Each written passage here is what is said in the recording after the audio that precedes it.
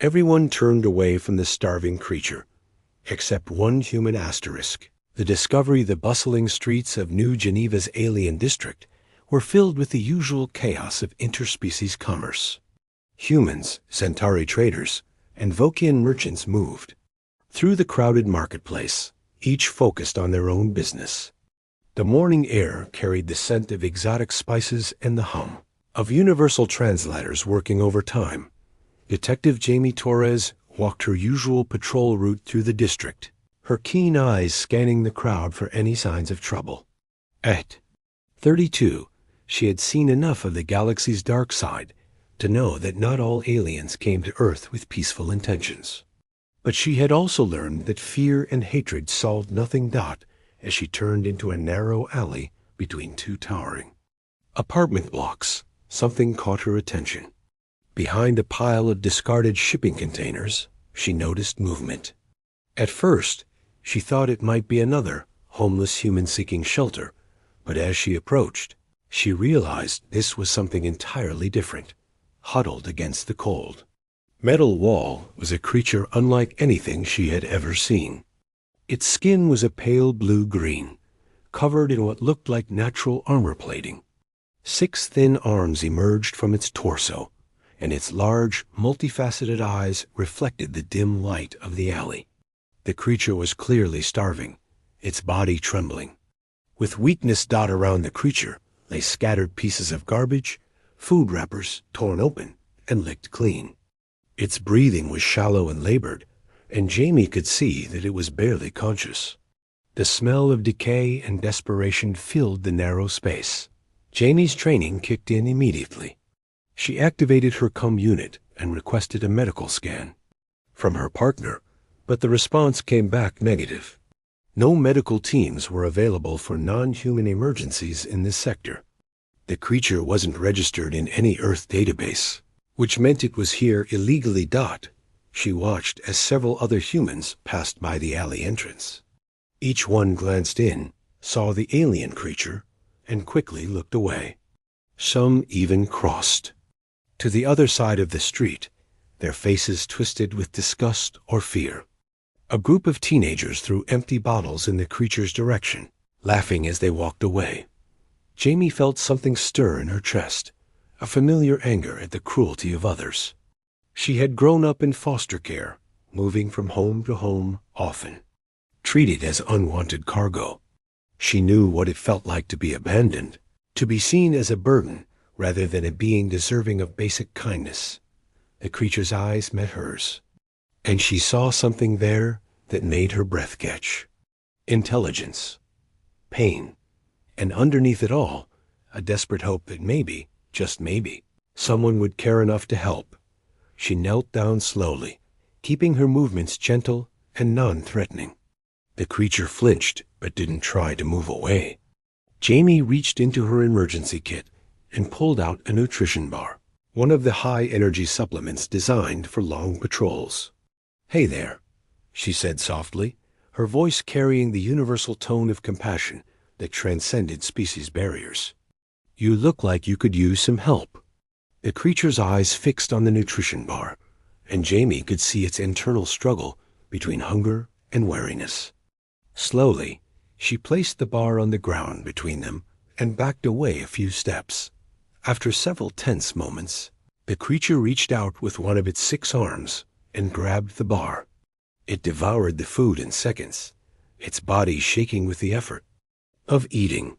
When it finished, it looked back at Jamie with something that might have been gratitude. Jamie made a decision that would change both their lives forever. She couldn't leave this being to die in an alley, ignored and forgotten by a world that had already written it off. She had sworn an oath to protect and serve all beings, regardless of their origin. "Come on," she said, standing up and extending her hand. "Let's get you somewhere safe."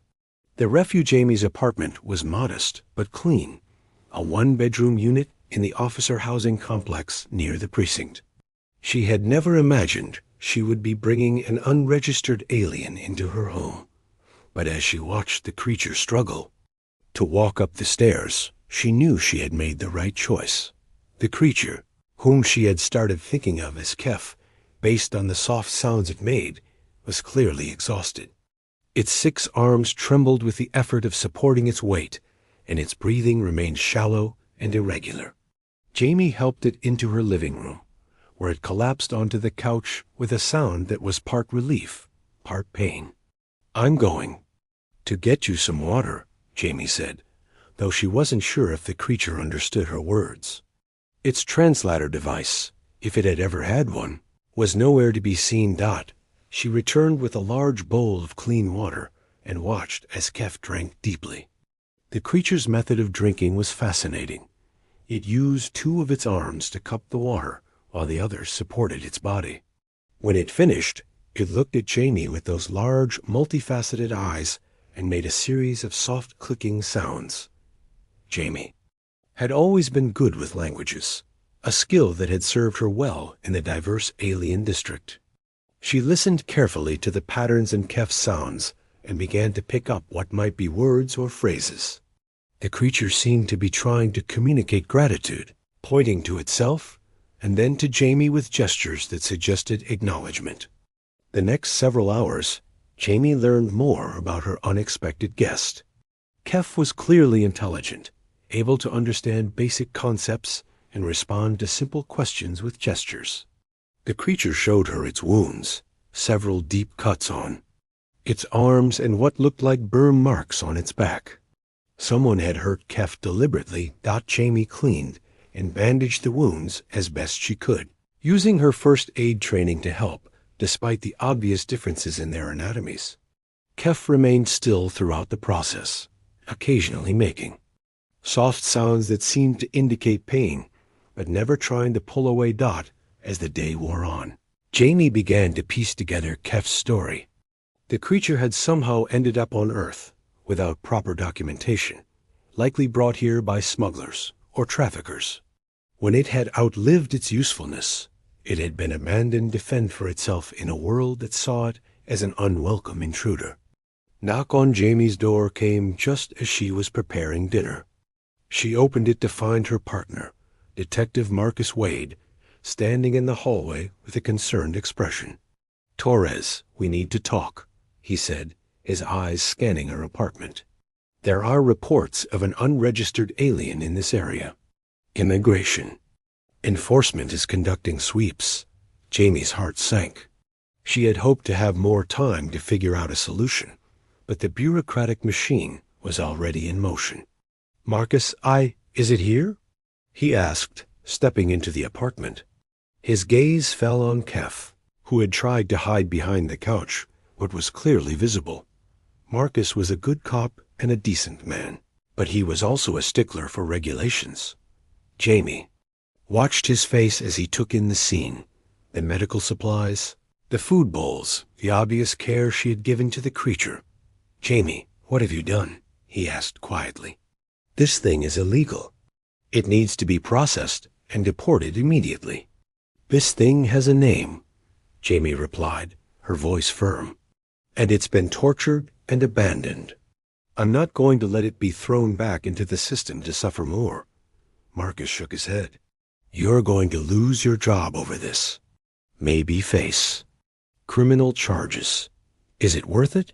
Jamie looked at Kef, who was watching the conversation with obvious understanding of the tension in the room. The creature's eyes held the same desperate hope she had seen in the alley, mixed now with fear of being abandoned once again. "Yes," she said without hesitation. "It's worth it." The bond 3 days had passed since Marcus's visit, and Jamie knew she was living on borrowed time. She had called in sick to work, claiming a stomach bug, but she couldn't avoid her responsibilities forever. During those 3 days, however, something remarkable had happened. Kef had begun to trust her completely.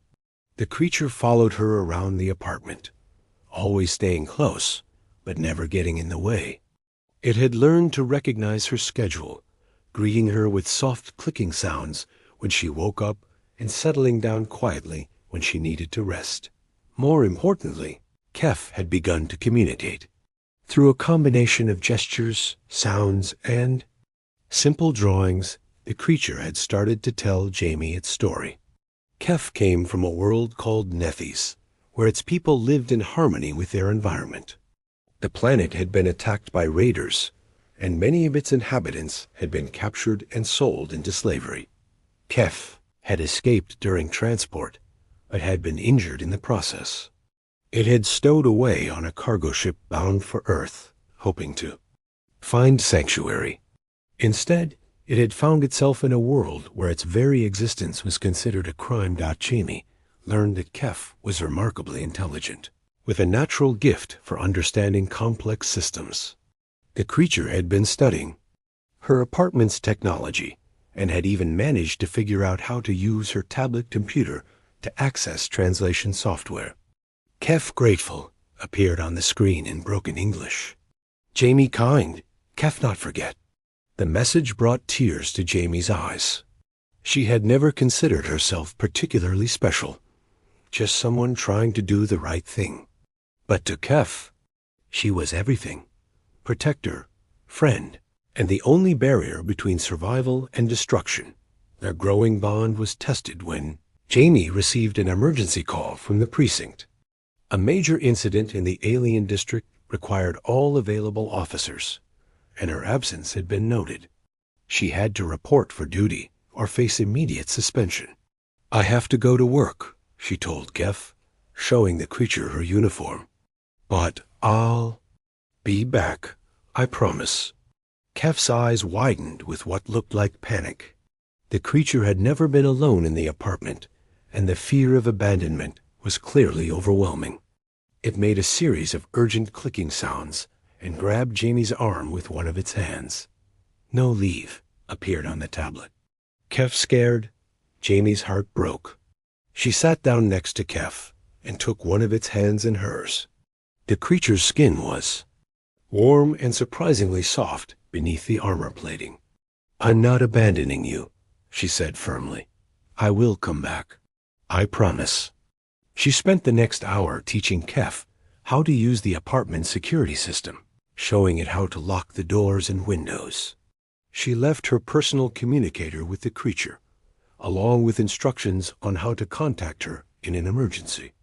She finally left for work. Kef was curled up on the couch, clutching a pillow that smelled like Jamie. The sight nearly broke her resolve, but she knew that losing her job would mean losing her ability to protect her friend. The shift was a nightmare. Every call seemed to drag on forever, and Jamie found herself constantly checking her communicator for messages from Kef. Her partner Marcus noticed her distraction but didn't comment, though she could see the concern in his eyes. It was during the evening briefing that Captain Rodriguez called her into his office. Jamie's stomach sank as she saw the serious expression on his face.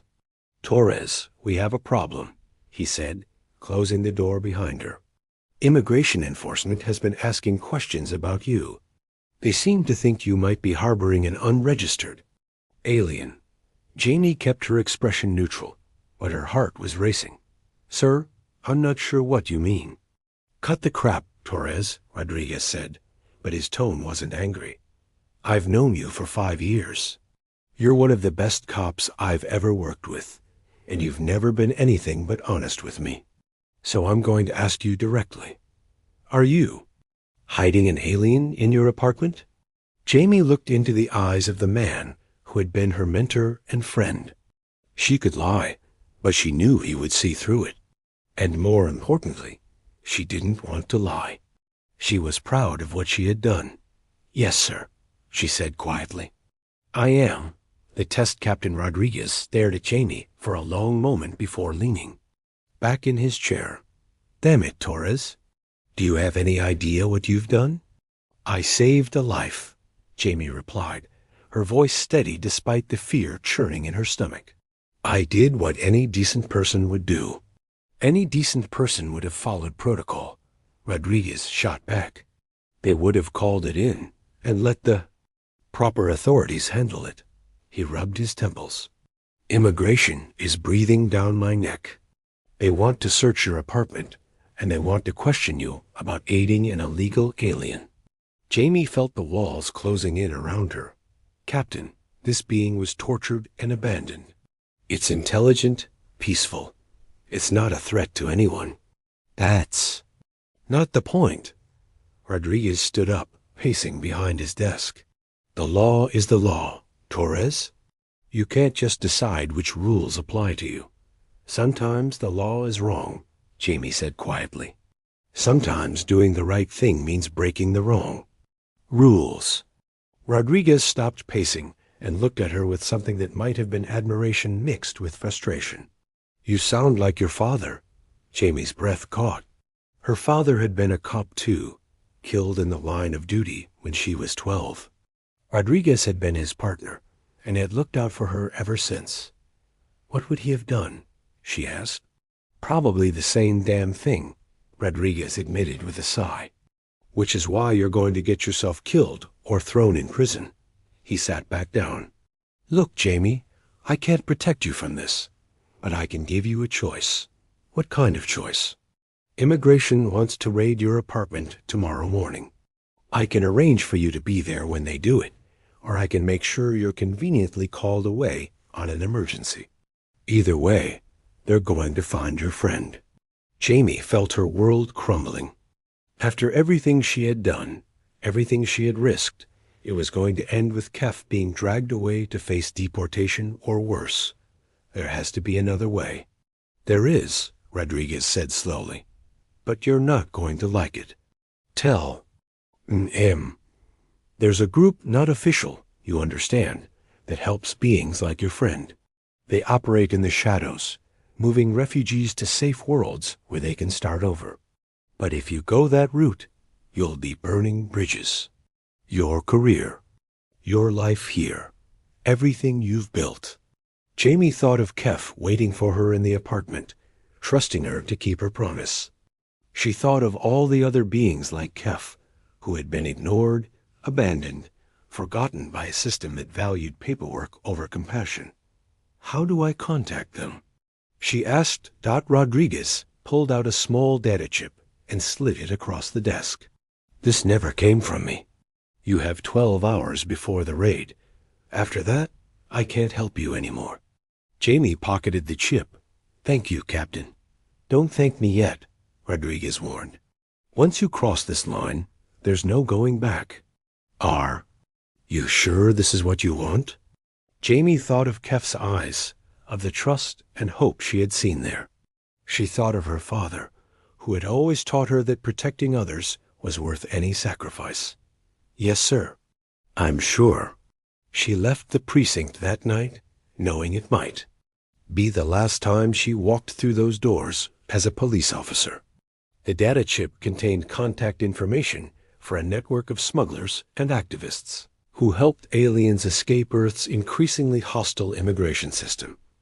When she arrived home, she found Kef waiting by the door, its large eyes bright with relief. The creature had prepared a simple meal using ingredients from her kitchen, and had even managed to activate her apartment's atmospheric controls to create a more comfortable environment. Kef, worried, appeared on the tablet. Jamie late. I'm sorry, Jamie said, sitting down next to her friend. But we have a problem. Bad people are coming tomorrow. We need to leave. Kef's eyes widened with understanding. The creature had clearly expected this moment, had probably been preparing for it since the day Jamie found it in the alley. Kef ready appeared on the screen. Go with Jamie? Yes, Jamie said, making the final commitment to a path that would change her life forever. We go together. That night, as they prepared for their escape, Jamie felt a strange sense of peace. She was about to lose everything she had worked for, but she was gaining something far more valuable, the knowledge that she had chosen compassion over convenience, love over law. Kef seemed to sense her emotions and reached out with one of its 6 arms to touch her hand. The gesture was gentle, full of understanding and gratitude. In that moment, Jamie knew that whatever happened next, she had made the right choice. The new beginning, the transport ship, Wanderer's Hope, was nothing like the sleek patrol vessels Jamie was used to. It was a converted cargo hauler, its hull, scarred by years of hard use and hasty repairs. But to Jamie and Kef, it represented freedom. Captain Nora Voss was a woman in her 50s, with short gray hair and eyes that had seen too much of the galaxy's darkness. She had been running refugees to safe worlds for over a decade, operating in the shadows between legitimate commerce and outright piracy. "You're sure about this?" Voss asked Jamie as they prepared for departure. "Once we leave Earth's system, there's no going back. The authorities will mark you as a fugitive." Jamie looked at Kef, who was standing beside her at the ship's observation window. The creature had been transformed by their journey, healthier, more confident, but still carrying the gentle nature that had first drawn Jamie to help it. "I'm sure," she said. The past 3 months had been the most challenging of Jamie's life. After escaping Earth with Kef, they had spent weeks moving from station to station, hiding from immigration enforcement, while Voss's network arranged for their passage to a sanctuary world. During that time, Jamie had learned more about Kef and its people. The Nethians were a peaceful species, skilled in biotechnology and environmental harmony. Their world had been attacked not for its resources, but for its people. The Nethians' natural empathy and intelligence made them valuable as slaves to certain criminal organizations.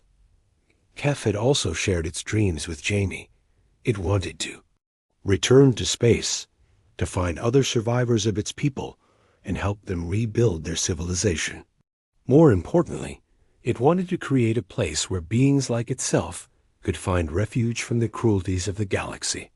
"Jamie," Kef said, using the vocal translator device that Voss had provided. Its voice was soft and melodic, with undertones that seemed to resonate with emotional meaning. Kef has question. "What is it, my friend?" "On New World, Jamie will be stranger too. Kef will help Jamie, like Jamie helped Kef." Jamie smiled, feeling a warmth in her chest that had nothing to do with the ship's heating system. "Yes, Kef, we'll help each other." The journey to New Harmony took 2 weeks. The planet was a joint colony established by several species as a haven for refugees and outcasts. It wasn't paradise. The weather was harsh, the work was hard, and the political situation was always uncertain. But it was a place where beings could live free from persecution, where diversity was celebrated rather than feared. Jamie found work with the colony's security force, using her skills to help protect the settlement from raiders and natural disasters. Kef joined the agricultural collective, where its people's knowledge of biotechnology proved invaluable in developing sustainable farming techniques.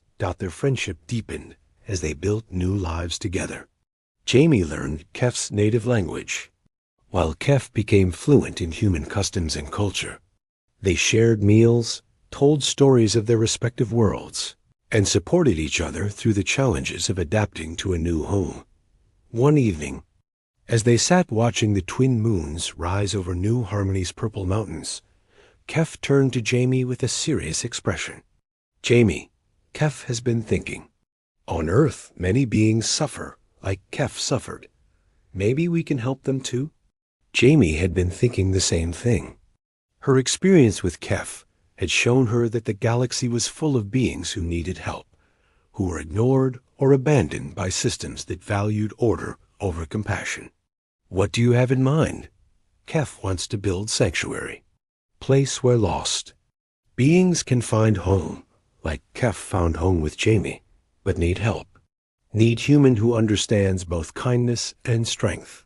Jamie considered the proposal. It would mean leaving the comfortable life they had built in New Harmony, returning to the dangerous work of helping refugees. But it would also mean making a real difference in the galaxy, creating something lasting and meaningful. "Partners?" she asked, extending her hand. Kef wrapped one of its arms around her hand in the Nethian gesture of binding agreement. "Partners," it agreed. Years later, the sanctuary they built would become known throughout the galaxy as Haven Station. It would house thousands of refugees, provide medical care to the injured, and serve as a beacon of hope for beings who had lost everything. But on that night, sitting under alien stars with her closest friend, Jamie Torres, former police officer, current refugee, future protector of the lost, felt a deep satisfaction. She had chosen to see beyond the surface, to recognize the intelligence and worth in a being that others had dismissed as worthless. She had learned that sometimes the greatest strength comes not from enforcing the law, but from recognizing when the law fails to serve justice.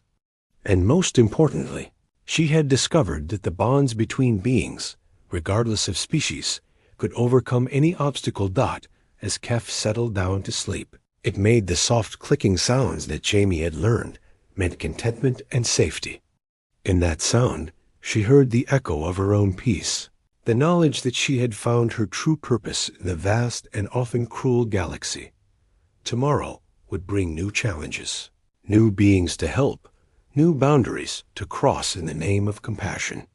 But tonight, under the light of twin moons, two friends from different worlds shared the quiet satisfaction of knowing they had chosen to be better than the systems that had tried to divide them. The galaxy was vast and often dark, but it was also full of beings capable of extraordinary kindness. And sometimes that was enough to change everything. The end.